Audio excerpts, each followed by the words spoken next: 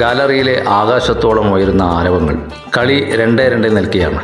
ഇനി വെറും 5 മിനിറ്റ് മാത്രമേ ഉള്ളൂ കളി തീരാൻ. മറുവശത്ത് മെസ്സിയുടെ ടീമാണ്. പക്ഷേ തോൽക്കാൻ മനസ്സില്ല. സർവ്വശക്തിയുമെടുത്ത് എതിർ പോസ്റ്റിലേക്ക് പന്തുമായി ഓടുകയായിരുന്നു. മെസ്സിയുടെ 2 ഡിഫൻഡർമാരെയും കടന്ന് ഇടത് കാലിൽ നിന്ന് ഒരു കിറു പാസ്. അപ്പുറത്ത് പന്ത് ഏറ്റുവാങ്ങാൻ അവനുണ്ടല്ലോ. പോസ്റ്റിലേക്ക് ഇനി വെറും 20 മീറ്റർ മാത്രം.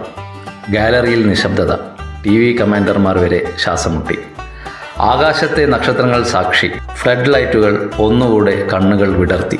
ഇന്ത്യ ജയിക്കാൻ പോകുന്നു. അവൻ പോസ്റ്റിലേക്ക് എയിം ചെയ്യാതെ നേരെ പൊക്കി പന്ത് തിരിച്ചു വന്നു. പിന്നെ ഒറ്റ മാസ് ഹെഡർ. ഗാലറിയാകെ ആവേശത്തീ പടർന്നു. ഉറക്കത്തിൽ തൻ്റെ മാസ് ഹെഡർ കാരണം ബസ്സിൻ്റെ കമ്പിയിൽ ഇടിച്ചു വീർത്ത ഹെഡിൻ്റെ ഭാഗം തടവിക്കൊണ്ട് ഉണർന്നെണീറ്റു മനാസ്. ബസ്സിൽ 2 കോൺസ്റ്റബിൾമാരുടെ നടുക്കിരുന്ന് കോടതിയിലേക്ക് പോവുകയാണ് വെറും കള്ളൻ മനാസ്. പുറത്ത് ഇതിഹാസം ലയണൽ മെസ്സി കൽക്കത്തയിൽ വരുന്നതിൻ്റെ പരസ്യപ്പലകയും കടന്ന് പന്തുരുളും പോലെ ബസ് മുന്നോട്ട് ഓടിത്തുടങ്ങി.